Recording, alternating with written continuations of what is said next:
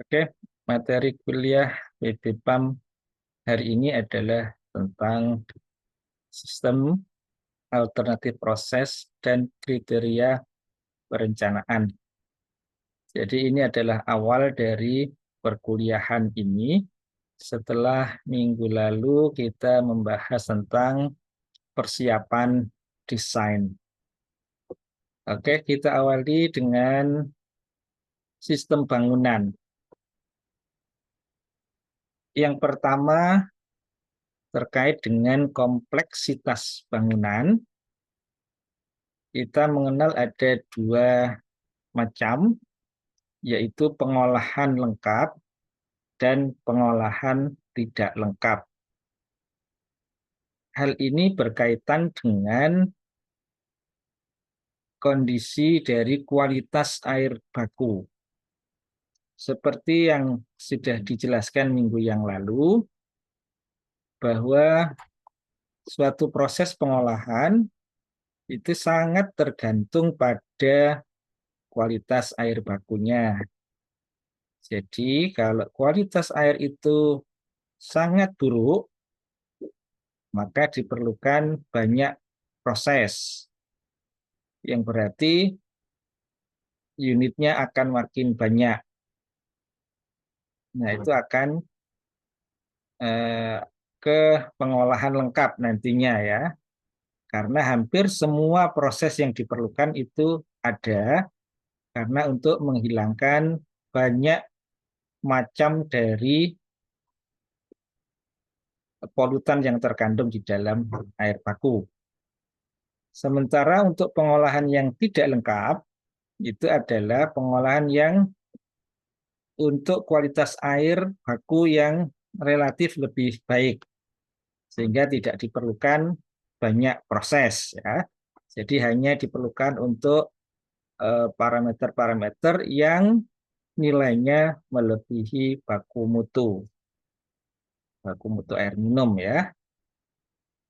Kemudian kekompakan bangunan. Jadi bangunan itu bisa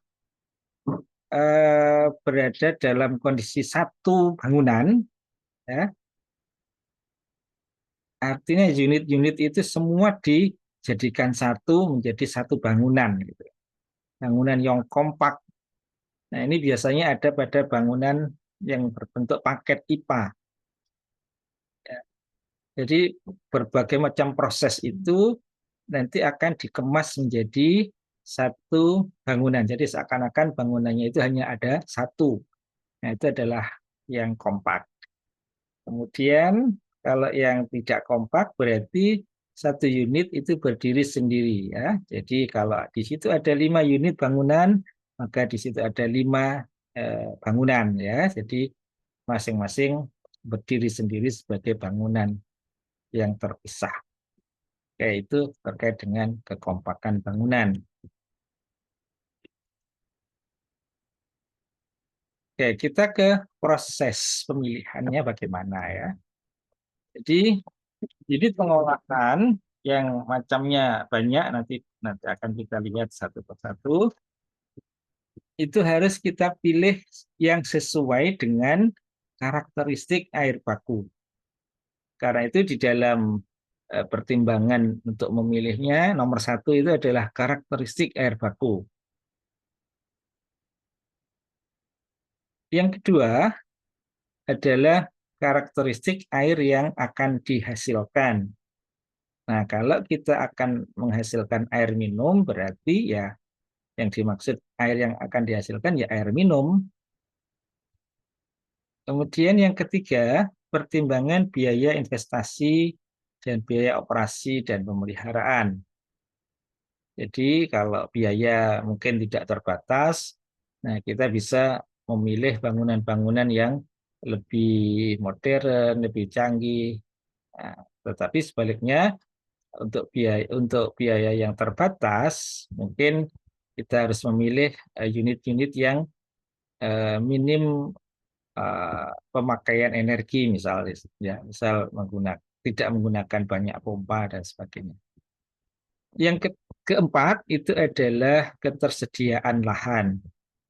Jadi lahan yang ada itu seberapa luas ya.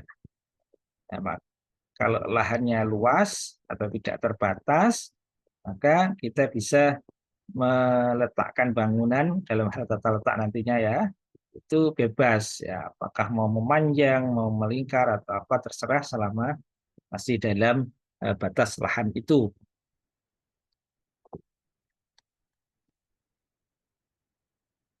Kemudian prosedur pemilihan ya, jadi di sini yang dimaksud adalah bagaimana memilih unit-unit bangunan yang akan kita bangun atau kita rancang nantinya. Yang pertama, inventarisasi data karakteristik air baku dan tentukan tujuan pengolahannya. Ya, jadi kalau kita mau membangun, misal menentukan ini proses, nah itu ada air baku yang masuk di sini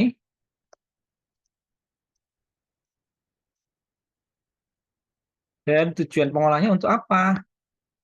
Misal untuk air minum.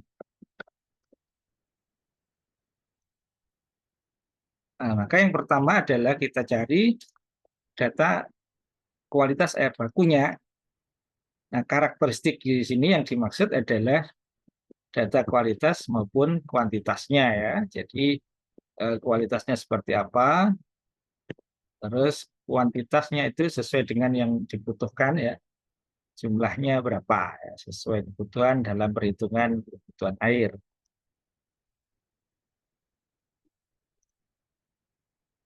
Termasuk kontinuitasnya, apakah ini bisa dijadikan air minum, sumber air minum atau tidak, itu tergantung apakah kontinu atau tidak kontinu.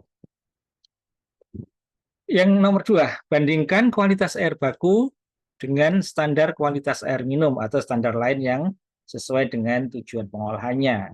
Karena kita bertujuan mau menghasilkan air minum di sini, ya, maka yang kita bandingkan adalah ini karakteristik antara dua air ini, dua macam air ini ya.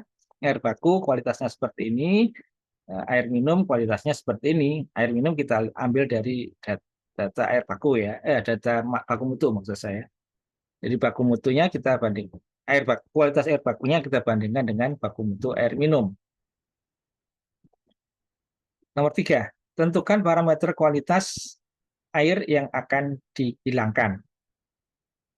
Apa yang akan dihilangkan? Parameter apa? Gitu. Nah, ini tergantung pada hasil pembandingan nomor dua tadi.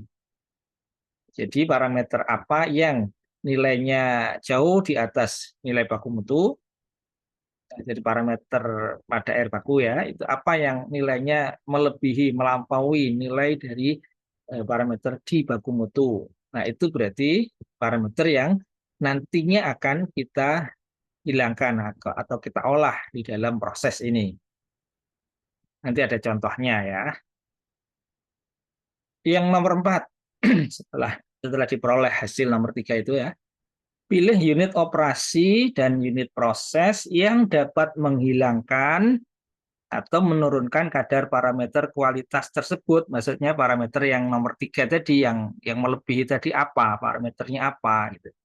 Nah, itu nanti akan kita tentukan unit apa yang bisa mengolah ini, unit apa yang bisa mengolah itu, dan seterusnya ya. Nah, untuk itu nanti Anda bisa lihat di tabel pada buku ini ya.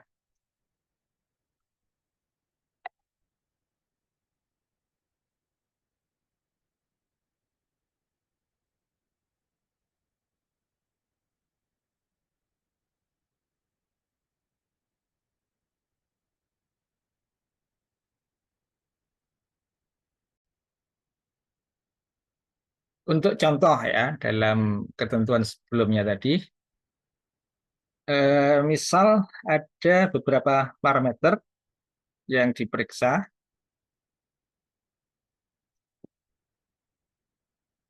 Di sini kita siapkan baku mutunya. Ini sebagai contoh ya, baku mutu misal 5, kalau yang baku mutu terbaru sekarang 3 ya. baku mutu air minum. Sebagai contoh kekeruhan dengan baku mutu 5 ini, hasil analisis air baku misal 75 NTU. Kesimpulannya melebihi baku mutu. Yang nomor 2, warna dengan satuan PTCO, baku mutu 15, hasil pemeriksaan kualitas air baku 12. Kesimpulannya memenuhi. Nomor 3, besi dengan baku mutu 0,3 mg per liter. Hasil analisis 3 kesimpulan melebihi baku mutu. Oke, dan seterusnya sampai ke bawah. Nah, kita fokus pada parameter yang melebihi baku mutu. Dalam contoh ini ada 3 parameter yang melebihi baku mutu, yaitu kekeruhan, kemudian kandungan besi, dan kandungan mangan. Nah, itu 3 itu yang melebihi baku mutu. Maka 3 parameter inilah yang nanti akan kita olah, kita turunkan nilainya ya. Nilai hasil nilai apa? Nilai parameter itu ya. Yang 75 kita jadikan kurang dari 5, yang 3 kita jadikan kurang dari 0,3, yang 0,9 mN itu kita turunkan menjadi kurang dari 0,1. Nah, sekarang dari tabel yang sebelumnya tadi, ya, yang di literatur tadi, untuk menurunkan kekeruhan itu menggunakan apa? Nah, misal dengan menggunakan ini ya, prasedimentasi, koagulasi, flokulasi, sedimentasi, dan filtrasi. Terus untuk menghilangkan kandungan besi dalam air, kita pilih misal dengan oksidasi Mn, oksidasi Fe, yang mangan oksidasi Mn ya. Nah, misal tiga parameter ini ya. Jadi kita akan memilih unit-unit yang disebutkan di kolom terakhir ini. Nah, itu contoh ya, contoh penentuan unit pengolahan. Nah, ini adalah tabel yang dimaksud tadi ya. Jadi untuk kekeruhan, ini ada banyak alternatif untuk bisa menurunkannya. Misal dengan filtrasi inline, koagulasi dan filtrasi, atau filtrasi dengan tambahan koagulasi, flokulasi, dan filtrasi ya. Kemudian yang konvensional ini yang lengkap ya, koagulasi, flokulasi, sedimentasi, filtrasi. Ya, nah ini untuk apa? Pilihan yang ini untuk apa nih? Bisa dibaca di keterangannya di sini ya. Kalau untuk menurunkan warna, nah ini banyak pilihan, mana yang sesuai dengan keterangan ini nanti dibaca juga, silakan ya. Dan seterusnya nanti lebih lengkap bisa dilihat di buku yang disebutkan di atas ya. Lebih lanjut, eh, unit-unit ya, unit operasi atau unit proses yang apa untuk melihat fungsinya ya. Jadi unit-unit apa yang berfungsi untuk menghilangkan apa nanti bisa dibaca di tabel ini dan lebih lengkapnya ada di buku tadi.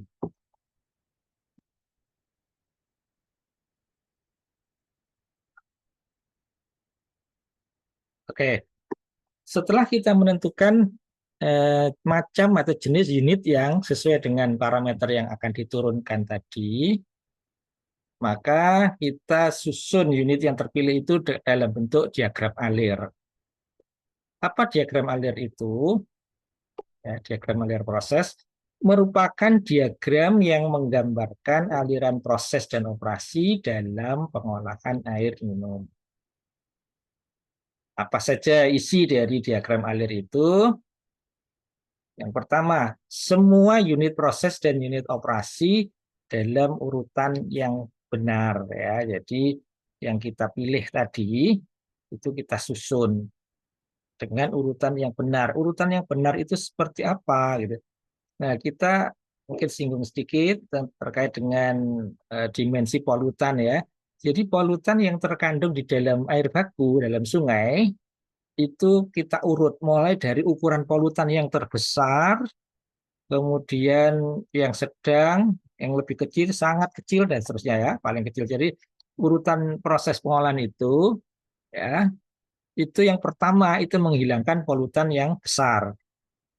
Kemudian polutan ukuran yang sedang, ukuran ya bukan jumlah ya, ukuran yang sedang, kemudian ukuran yang lebih kecil, dan terus terakhir ukuran yang paling kecil. Apa polutan yang terbesar di air sungai itu? Contohnya sampah misalnya ya. Jadi sampah itu kita hilangkan di awal. Kemudian apalagi yang lebih kecil dari sampah? Nah, misal partikel kecil-kecil yang terbawa air ya. Misal ada pasir kasar, ada kerikil kecil, ada pecahan kaca, potongan kayu dan seterusnya ya. Kemudian lebih kecil lagi, lumpur ya.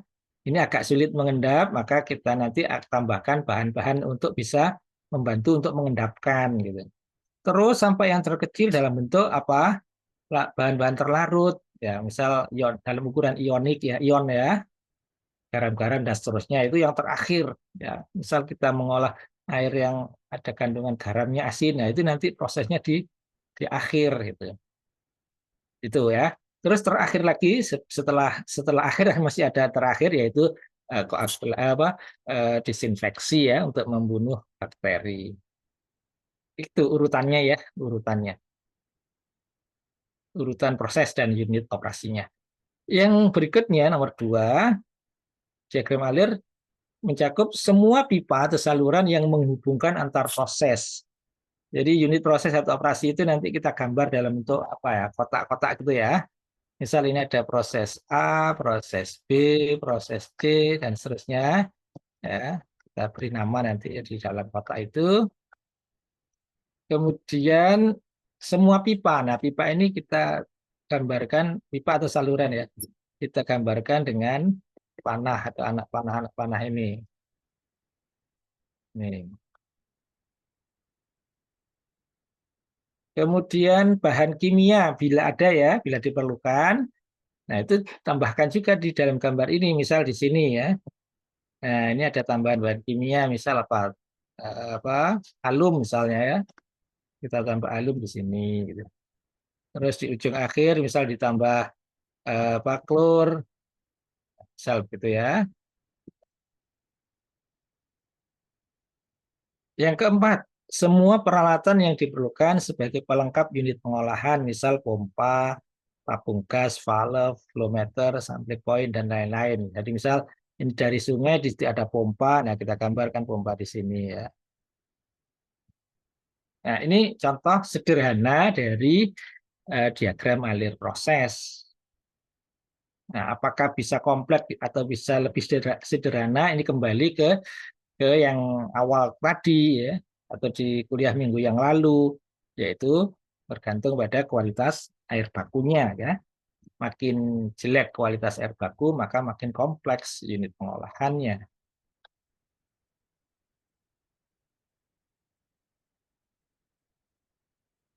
Oke, ini tidak perlu saya jelaskan, ini mengulang yang barusan tadi ya. Jadi seperti urutan yang terdiri dari apa saja tadi itu urutannya seperti ini ya. Pilih unit pengolahan, urutkan masing-masing. Nah, ini yang saya jelaskan tadi. Jadi konsep pengolahan itu berdasar dimensi polutan. Jadi polutan yang besar dihilangkan terlebih dahulu, diikuti oleh polutan-polutan yang lebih kecil.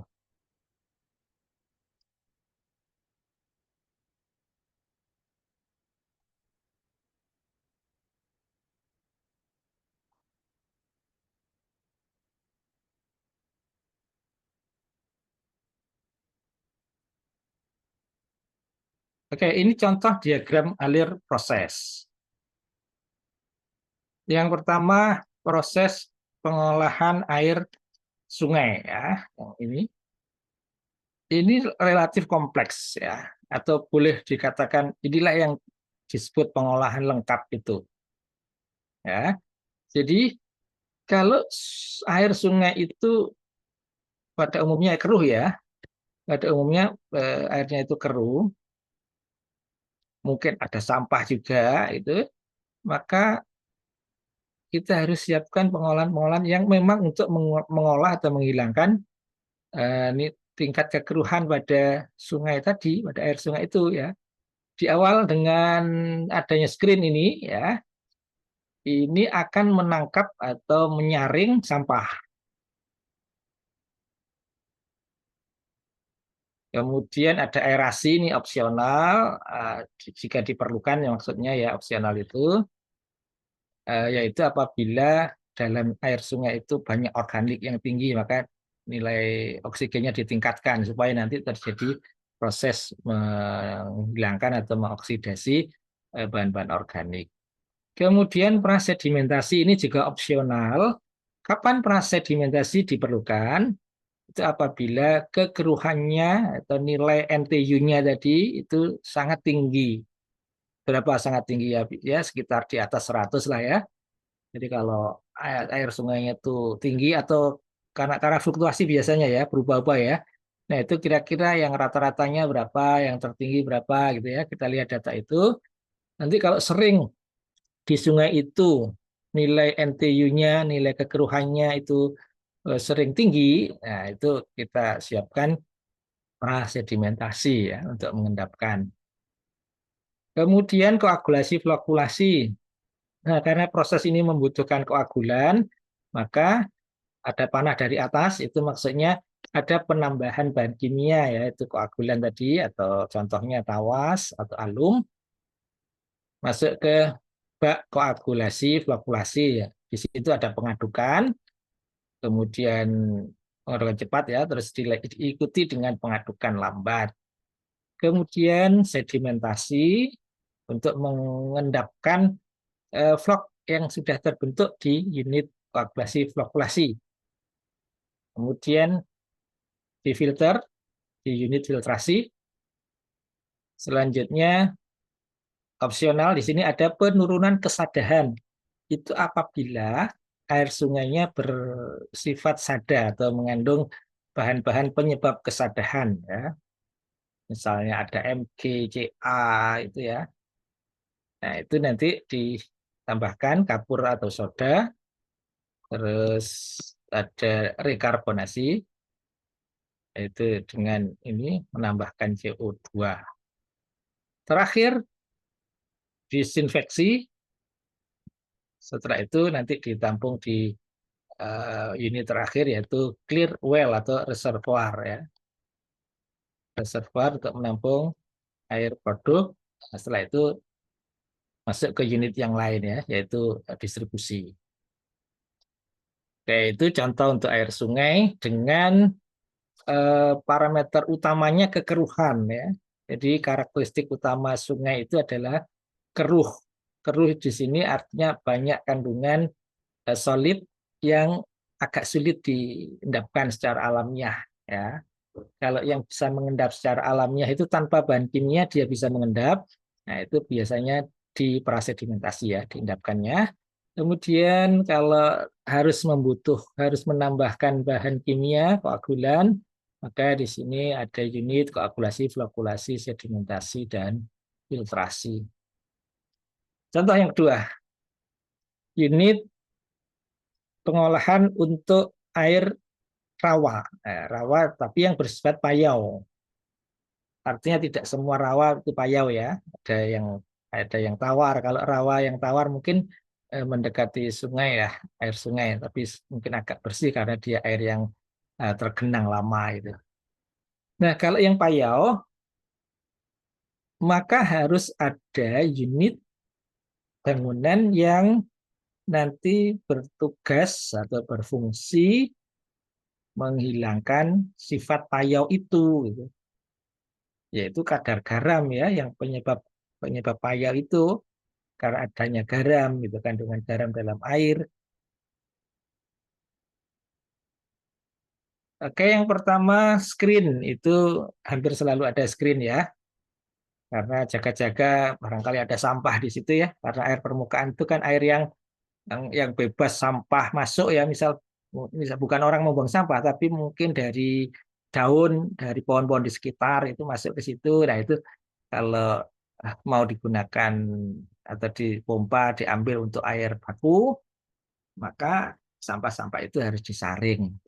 Terus ada koagulasi, flokulasi, sedimentasi, filtrasi. Kenapa? Ini untuk menghilangkan kekeruhan yang mungkin ada di air air rawa ini. Jadi yang saya coba tandai ya, ini fungsinya adalah untuk menghilangkan kekeruhan ya. Untuk kekeruhannya, nah, itu harus dihilangkan dengan proses ini. Nah, sifat payau asin ya, atau payau itu agak asin gitu ya, tidak terlalu asin seperti air laut.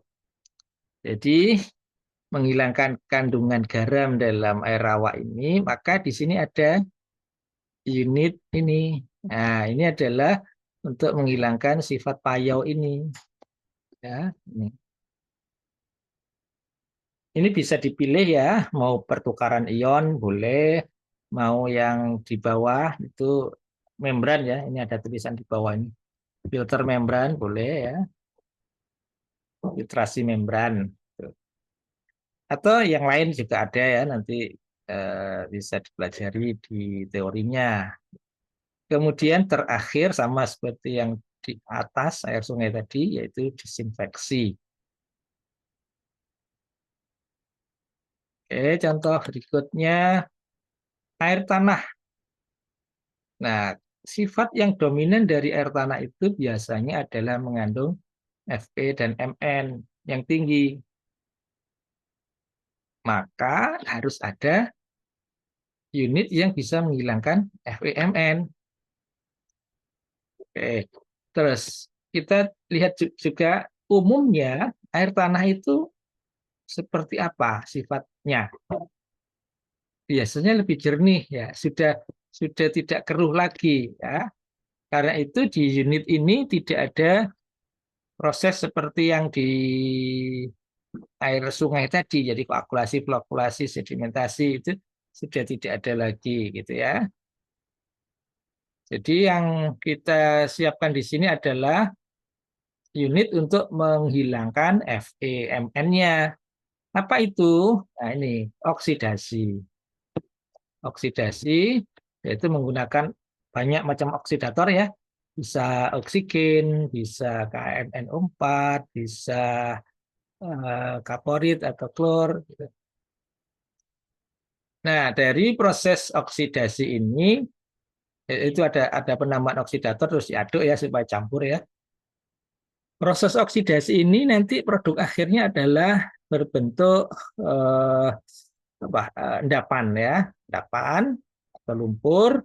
Maka di situ ditambahkan unit sedimentasi. Itu opsional. Opsional itu maksudnya jika lumpur yang diproduksi itu jumlahnya besar, maka perlu disiapkan bangunan sedimentasi. Namun jika lumpur yang dihasilkan tidak terlalu besar, relatif kecil, maka itu tidak diperlukan sedimentasi, jadi langsung difiltrasi. Jadi lumpur yang terbentuk di proses oksidasi itu cukup difilter dengan filter pasir. Setelah itu yang terakhir disinfeksi. Ya. Berikutnya contoh air tanah tapi yang tidak ada kandungan FeMn tingginya ya. Yang tinggi di sini kesadahan. Maka diperlukan unit yang bisa menghilangkan kesadahan. Apa itu? Yaitu ini penambahan kapur, penambahan soda. Setelah itu ada rekarbonasi. Ya. Untuk unitnya ada pengaduk cepat, pengaduk lambat, ya, sama seperti kekeruhan tadi ya, menghilangkan kekeruhan. Jadi pengaduk cepat itu untuk apa? Ya, untuk menghomogenkan, melarutkan kapur ataupun sodanya ya, CaOH 2 kali atau Na2CO3 itu soda. Diaduk dengan cepat, kemudian diaduk dengan lambat supaya terbentuk lumpur yang mungkin bisa lebih cepat mengendapnya ya, dipercepat itu tadi. Kemudian diendapkan sedimentasi. Nah, proses ini ya, proses penambahan kapur soda ini itu akan berlangsung dengan baik apabila kapurnya itu ditambahkan dalam jumlah yang berlebih. Berlebih itu maksudnya kalau kita hitung secara stoikiometri itu butuh X miligram per liter misalnya ya, atau kalau dalam satuan massa saja butuh sekian kilogram, itu X kilogram per per jam misalnya ya. Nah, itu kita tambahkan, lebihkan ya. Jadi tidak X tapi X plus plus gitu ya. Itu namanya kapur berlebih ya, lebih dari hitungan stoikiometri. Kenapa kok harus dilebihkan? Ya supaya bisa terbentuk endapan. Nantinya diendapkan di sini. Oke. Nah, karena kapur berlebih tadi, nah, yang hitungan pasnya itu tadi mengendap, sementara yang kelebihannya tidak mengendap. Artinya kalau ini setelah diendapkan, ke effluent outlet dari sedimentasi itu masih mengandung kapur, masih ada kapurnya, yaitu karena kapur berlebih tadi. Maka untuk menghilangkan kelebihan kapur ini, maka perlu bak rekarbonasi atau proses rekarbonasi, yaitu dengan cara apa? Kita tambahkan CO2. Tambahkan CO2. Nanti akan terjadi reaksi antara CO2 dengan kapur ya, CaOH 2 kali atau CaO. Nah, di sini nanti akan terbentuk CaCO3 plus apa di sini H2O mungkin ya, coba nanti dicek.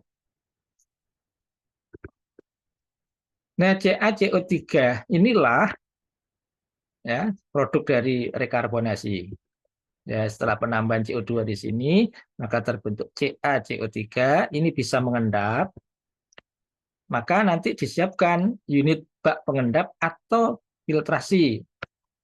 Ini sama dengan keterangan yang di diagram di atasnya tadi. Jadi boleh dengan sedimentasi atau boleh juga langsung ke filtrasi tergantung banyaknya lumpur yang akan dihasilkan. Lumpur di sini lumpur CaCO3 ya, endapan ya, endapan CaCO3.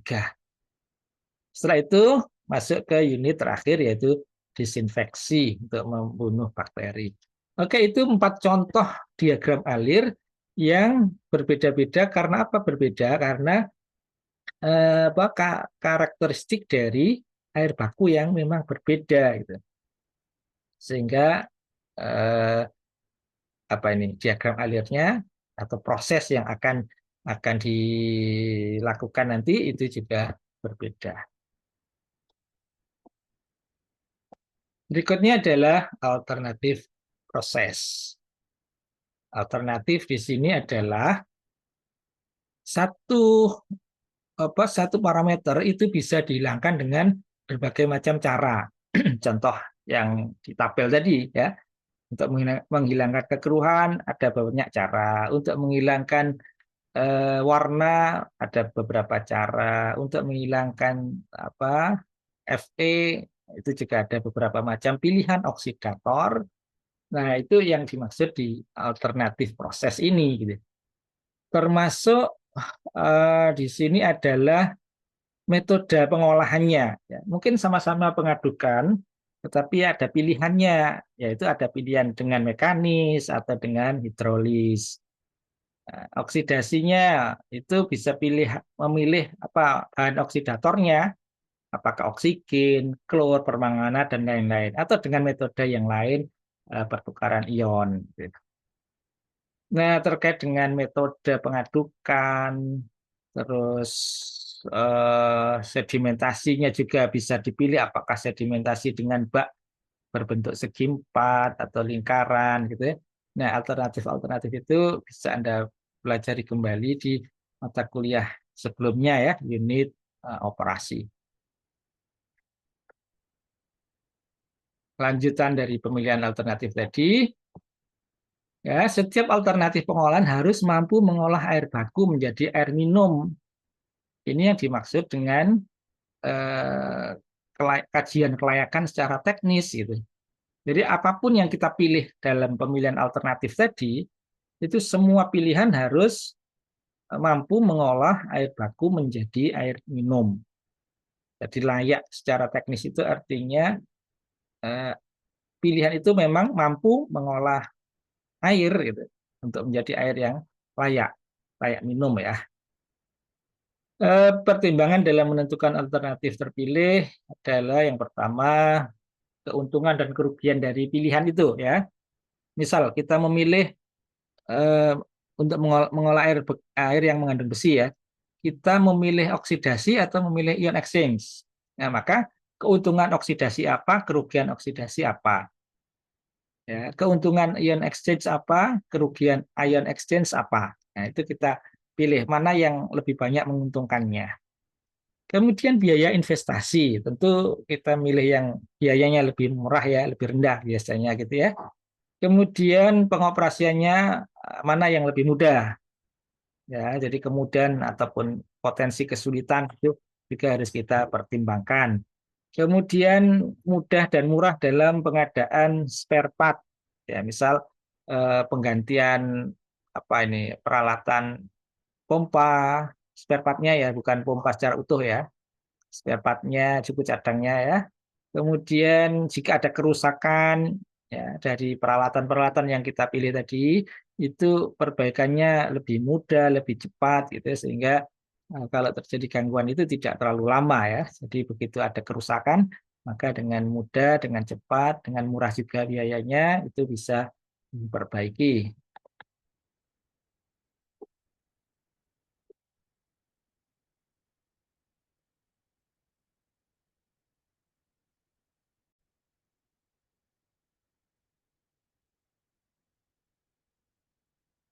Sebagai acuan di dalam penentuan kriteria perencanaan atau pemilihan ya, pemilihan kriteria perencanaan, kita bisa melihat atau mengambil dari hasil penelitian, apakah dalam bentuk laporan penelitian atau yang sudah dijadikan textbook gitu ya. Yang kedua bisa dari SNI, ini bisa menjadi acuan, ada 2 SNI ya. SNI terkait dengan paket IPA atau tata cara perencanaan unit paket pipa ya, nanti bisa dicari ya SN2 SNI itu. Bisa juga dari percobaan laboratorium. Artinya kalau percobaan laboratorium berarti air yang kita bawa ke lab itu nanti adalah air yang memang air yang akan kita olah. Itu lebih real nantinya ya.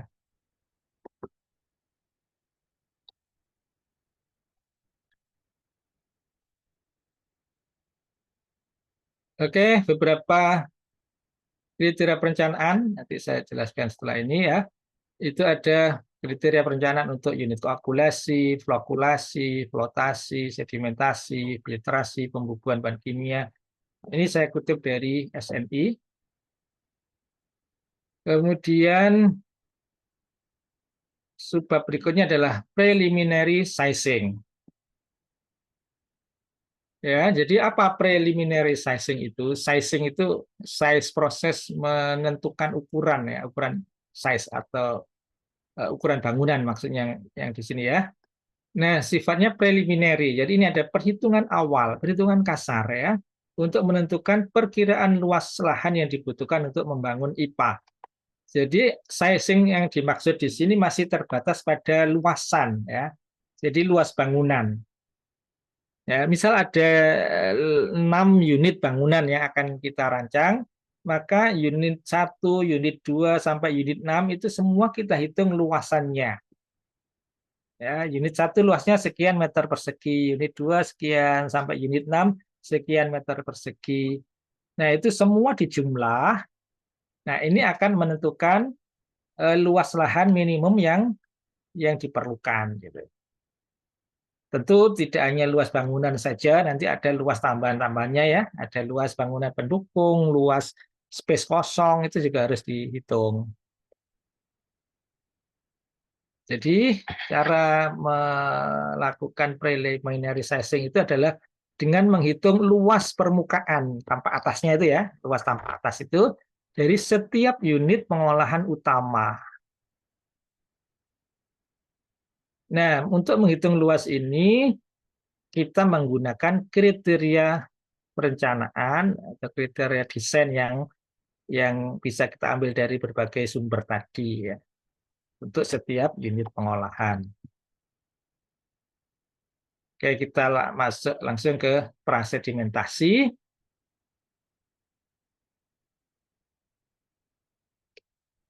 Kriteria utama prasedimentasi adalah kecepatan pengendapan atau overflow rate ya. Overflow rate atau surface loading gitu. Nah, bagaimana rumus luas permukaan dari bak sedimentasi prasedimentasi ini? Ini rumusnya ya. Jadi debitnya kan pasti tahu ya, debit yang akan dirancang itu berapa. Jadi A luas sama dengan debit dibagi VS. VS yang ini tadi yang kita pilih. Berapa nilai VS, nilai overflow rate atau nilai surface loading. Pengaduk cepat, misal kita milih yang mekanis ya. Jadi harus pilih atau ditentukan dulu ya alternatif yang tadi itu.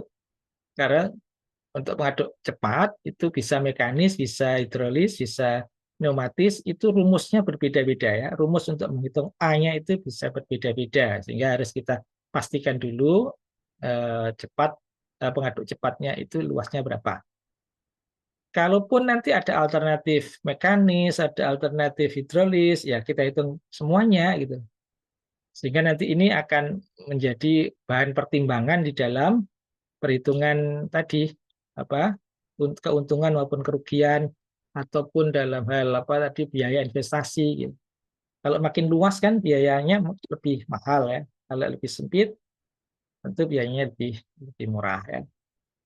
Oke, sebagai contoh ini mekanis, tentukan waktu detensi ini dari kriteria ya. Terus tentukan kedalaman bak ini di kriteria ada atau kita tentukan berapa panjangnya. Yang utama tentu ini TD ya. Kita ingat bahwa kriteria utama dari pengadukan itu adalah G dan TD ya. Tapi kalau kaitannya dengan A di sini adalah TD-nya, tidak G-nya ya. Tapi G itu nanti akan menentukan volume juga ya. Oke, kita lanjut luasnya ya. Ini. Luas itu adalah volume dibagi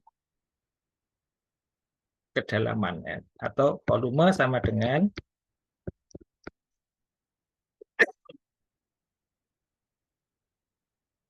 A kali tinggi. Nah, volume itu TD kali T. Nah, sehingga A sama dengan di sini ya. A sama dengan TD kali Q dibagi H. Sudah ketemu luas. Pengaduk lambat ini juga mekanis karena itu rumusnya sama persis. Yang membedakan tentu saja nilainya ya. Kalau pengaduk lambat itu TD-nya itu jauh lebih panjang, jauh lebih lama dibandingkan dengan pengadukan cepat.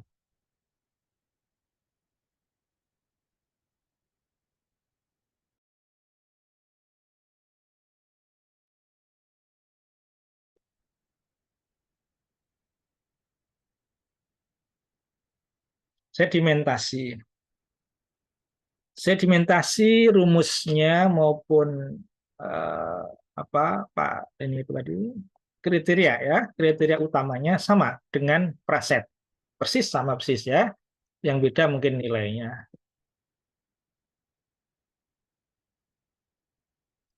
Jadi kriteria utamanya adalah menggunakan VS atau overflow rate atau surface loading. Kemudian luas permukaannya dihitung dengan rumus Q per VS. Sama persis. Kemudian filtrasi atau bak filter. Kriteria utamanya adalah kecepatan filtrasi atau filtration rate. Rumusnya luas apa? Luas bak filter ya. A sama dengan Q per BA.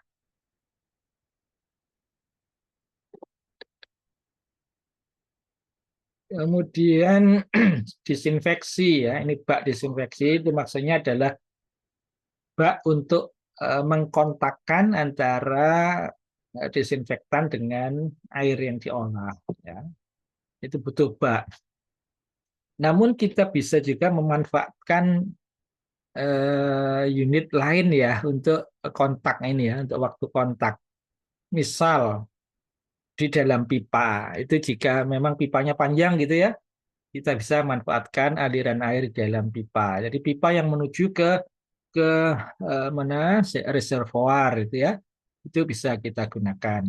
Contoh, ini reservoir di sini, filternya di sini, ini filter, ini reservoir. Nah, ini butuh pipa yang panjang sekali gitu ya.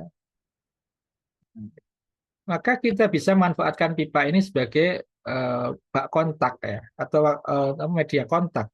Jadi kita bisa masukkan telur itu di sini. Nah, di sini akan terjadi kontak. Jadi butuh waktu ya. Jadi waktu kontak itu biasanya lebih dari 30 menit ya. Tuh. Atau bisa juga kita gunakan reservoir. Jadi ini langsung aja dimasukkan di sini telurnya. Nanti di sini ada waktu kontak. Ini kan ada pergerakan ya kalau di reservoir itu ya. Nah, ini ada waktu kontak sekitar 30 menit sebelum ini diambil airnya ya. Nah, ini kalau kalau sudah cukup 30 menit di sini ya kita bisa manfaatkan bak reservoir ini sebagai bak kontaknya. Jadi yang kita bahas di rumus ini adalah yang berupa bak ya. Berupa bak apakah itu bak kontak atau mungkin bisa memanfaatkan reservoir. Tapi kalau reservoir nanti hitungannya tentu dengan menggunakan rumus volume reservoir ya. Ya, jadi saya ulangi, rumus yang ini itu adalah apabila kita menggunakan bak bak kontak secara khusus ya, bak kontak klor khusus, memang fungsinya untuk kontak gitu. Jadi di sini filtrasi, di sini perlu bak bak itu ya, bak kontak. Nah itu rumusnya pakai ini. Tapi kalau menggunakan pipa nanti ya hitungannya hitungan pipa nanti ya, rumus-rumus pipa. Reservoir. Reservoir ini hitungan sederhananya seperti ini, tapi kalau hitungan detail dari reservoir itu ada banyak ya, nanti silakan baca kembali mata kuliah sistem distribusi.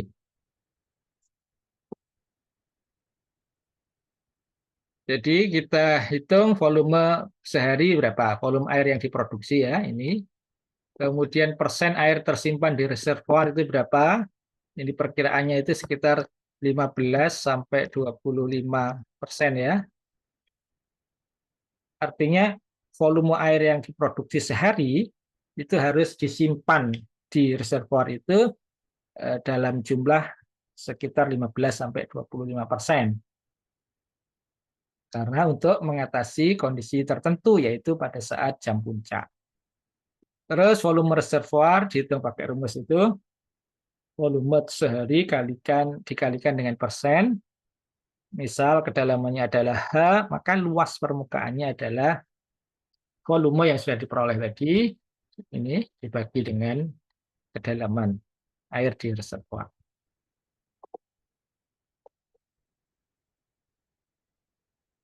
Pengolahan lumpur. Ini sebetulnya sudah di luar pengolahan airnya ya. Jadi pengolahan lumpur ini pengolahan tambahan ya, tambahan karena di instalasi pengolahan air itu menghasilkan lumpur, maka lumpurnya itu ada pengolahan tersendiri ya. Jadi ini di luar proses pengolahan air. Oke, luasnya seperti itu.